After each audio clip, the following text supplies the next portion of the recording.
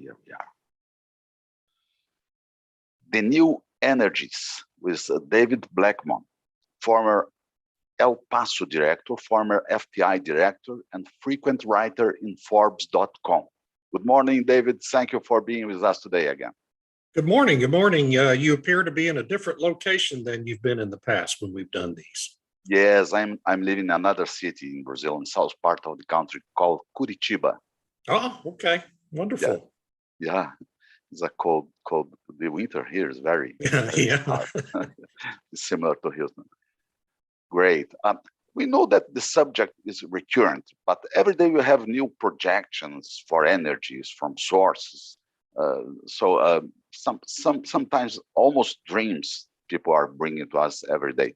In your vision, considering, David, oil, gas, wind, solar, nuclear, and other energy sources, which ones and in what intensity will be the dominant energy source? I mean, 30, 40 years in front.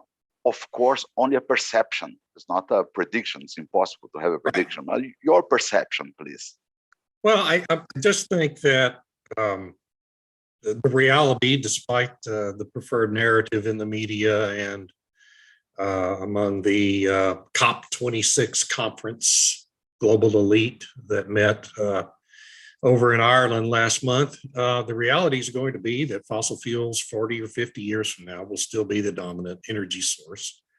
And that's just because the laws of thermodynamics and physics will demand that be the case. We're going to need more of all energy sources going into the future, more wind, more solar, more nuclear, and more fossil fuels. Now, much of it, though, depends on how nuclear power comes to be perceived and promoted by various governments around the world, because nuclear power is, in contrast to wind and solar, nuclear power would, if properly deployed across the globe, have the potential to displace a lot of coal and natural gas in power generation. Wind and solar really cannot do that, and there's just really not a viable scenario for that to happen. So much is going to depend on what happens in the next, say, 5 to 10 years in terms of the environmentalists waking up to the reality of the limitations of wind and solar power and beginning to promote nuclear, which is also, after all, a zero carbon emission power source, just like wind and solar are supposed to be. And so I just think if there are people trying to push things in that direction now, if they can gain traction and really push the globe towards adoption of massive new nuclear power generation, then you could potentially see 30, 40, 50 years from now an actual reduction in fossil fuel use. But barring that, fossil fuels will continue to be the dominant energy source. So it's impossible to have a complete end of oil and gas production soon.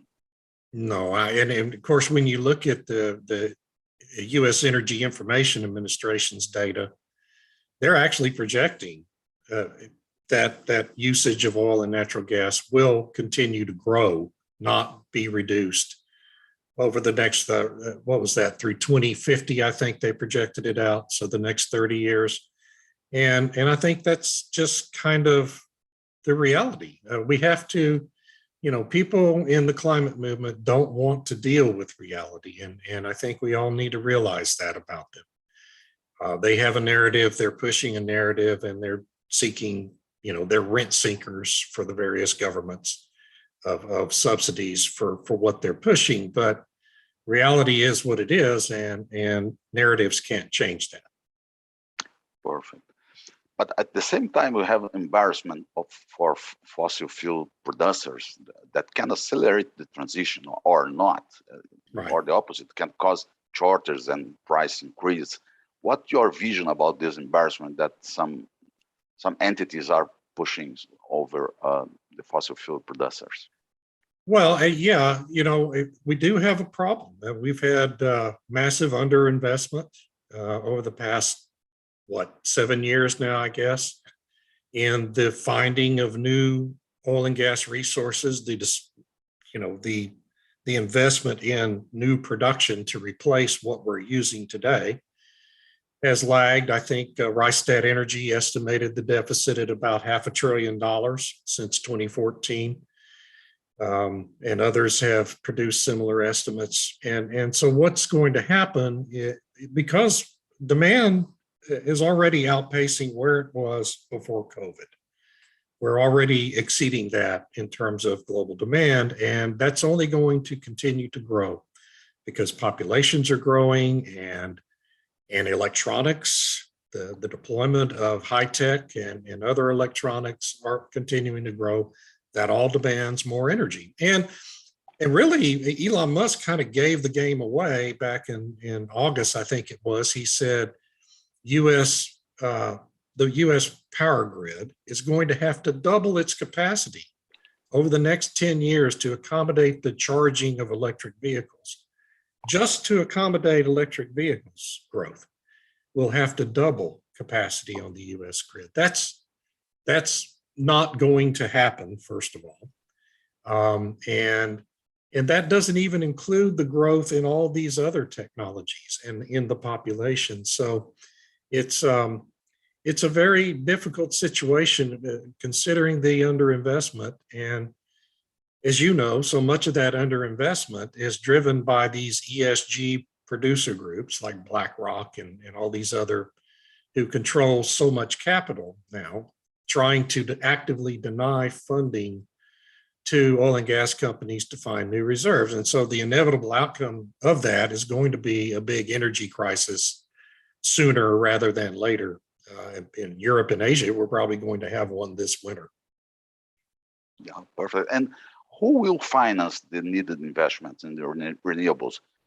Maybe keeping fossil fuel production to finance the energy transition, or other source of money? Well, of course, we have governments subsidizing it to a huge extent. When you look at President Biden's Build Back Better bill, for example, there's $600 billion in that bill for new subsidies for renewable and electric vehicles. $600 billion that is all going to be debt financed. This ruse that they're somehow paying for it all with new taxes on billionaires is abject nonsense. And we all know it in the United States. And America's not the only government doing that. So by and large, these rent seekers in the green energy space, are convincing governments to subsidize their preferred energy alternatives. And that's ultimately going to probably end up being to the detriment of those countries. At the same time, there is a massive amount of private investment going into new solar, new wind. My gosh, in Texas, where I live, we've added 14 megawatts of additional wind and solar power to our electric grid this year. New capacity coming online just for wind and solar, just in one state in the United States. And that's great as long as you're not in a weather emergency. It's great to have renewables on the grid as long as they're properly managed. Our problem in Texas last February was that they had not been properly managed and integrated the right way into the grid. And hopefully that will change as well. But the direct answer to your question is right now, wind and solar have a very strong lobby, a lot of influence in the government in the United States and in other developed countries. And so the governments are financing a very large part of this build out. Unfortunately, it's being done mainly with new debt and without actually paying for it. And that's going to create a real economic problem in the future. And this money come from tax, and the population is paying for this money. Sure. And so that's in developed countries. It's one thing for the United States and Canada and Europe and Brazil and and Australia and, and Japan and China to do this. But, many countries in Africa can't do that. Okay. They can't tax their citizens. There's no potential income in many of these countries that are undeveloped nations and which desperately need affordable and abundant energy that can only be supplied through fossil fuels right now in those societies. And we have this whole climate change lobby actively attempting to deny them access to energy in those countries, and trying to convince governments that they can heat their homes and cook their food with windmills and solar panels. And it's tragic. It's a human atrocity that's happening in the name of climate change, and it's just really infuriating that these developed countries continue to try to deny other countries the same access to real energy that we've all enjoyed in our countries. David, at the same time, natural gas has a special role, let's see, because compensate the fluctuation of renewables energies that is not a fixed amount of energy that they can offer. And at the same time is a less pollutant than other coal and oil itself, no? Yes, and it, and what we see happening right now in Europe, in Japan to some extent, and some other Asian countries, is they've made this premature rush to move to wind mainly and solar to a lesser extent, and allow their grids to become overly reliant on renewables. And now they're running into kind of a train wreck where energy supply is concerned, and having desperately scrambling around to try to secure supplies of natural gas for the winter. With the EU holding up Nord Stream 2's completion, they're having a hard time getting enough from Russia. And that's creating tension over there in Ukraine and the Black Sea area right now. Without license yet. Right. Yeah. It's not. And that's crazy. That's insane that they're holding that up. At the same time, they're trying to import more and more LNG from the United States and Qatar mainly. But there's just not enough LNG tankers to supply the whole European continent for this winter. And it's really becoming, I shouldn't laugh about it because it's becoming a very dire situation in Europe. We could see literally thousands and thousands of human beings dying because they froze in the cold because of stupid energy policies that their governments have pursued in the name of climate change over the last decade. And that's a real tragedy. And we should all be praying that it doesn't happen. Yeah, crazy. The last point I would like to ask to your opinion about technologies. Do we have technologies enough for the new energies coming, or you see that may we have some disruptions in terms of technologies for energy source? What do you see in this? Yeah. So and to their great credit, in the renewable space, there has been tremendous amount of technological advancement in that space over the last 15, 20 years. I mean, what Tesla alone has achieved in terms of improving the battery technology for electric vehicles has been very dramatic. It's been less so in the power generation space. The liquid metal battery technology I've written about several times this year is still being developed. There's a company that's part of a consortium funded in part by the Bill and Melinda Gates Foundation that is really playing a lead role in developing that technology, because lithium-ion batteries really are not a viable solution in the power generation space because they're too subject to impacts from big weather events, and they discharge too rapidly. And so there really is a pressing need for a completely new and different battery technology and power generation. So that's a huge challenge for wind and solar right now. And It's still in the testing phase and not deployed. But otherwise, there is a tremendous amount of innovation going on, and that's all great.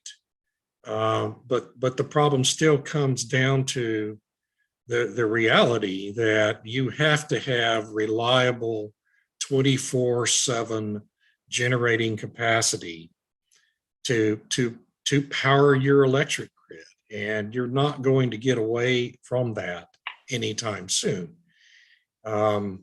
So it's a real challenge. And to your other part of your question,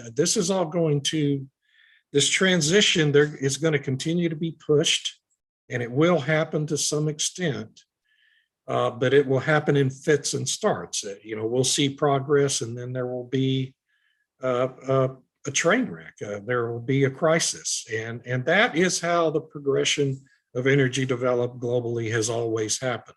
It never happens in a straight line progression. A linear progression. Yeah, and so we're the world is in for, because I don't, I think politics mainly is going to force the ongoing pursuit of this. And so the world is going to be in for a lot of economic disruption and hardship, and not just in underdeveloped nations, but in developed nations for the decades to come. And most of it is really ill-advised and unnecessary. Yeah, you mentioned something about the Nord Stream 2 from Russia to Germany. Right. Is something important to replace the coal-based energy that Right. Germany is. So it's crazy to not allow this reduction of carbon from coal. It really is, and as Germany and Great Britain and Poland and other countries there in Europe have been reactivating retired coal plants in anticipation of winter, not just natural gas plants, but coal plants. Coal usage in Europe is going to approach record levels this winter, and is back, at record levels in China and other parts of the world. And U.S. exports of coal, by the way, are at record levels right now because of all of this. So this grand experiment Germany and other countries had trying to force their grids to go mainly to wind power is now causing a resurgence of use of coal in the power generation space. That's just reality, and it just shows you how ill-advised some of these governmental policies have been. Yeah, that's right. That's great, this conversation. Thank you so much for your opinion. And well, thank you. I tell you, Armando, I always enjoy being on with you. Your questions are always on point. You're right. You have a great understanding of all this, and it's always very enjoyable to do this with you. Thank you. For me too. It's a pleasure to have you here again. Thank you very much, David. Have a excellent day. Thank you. Have a great holiday season. Yeah, thank you. Bye-bye.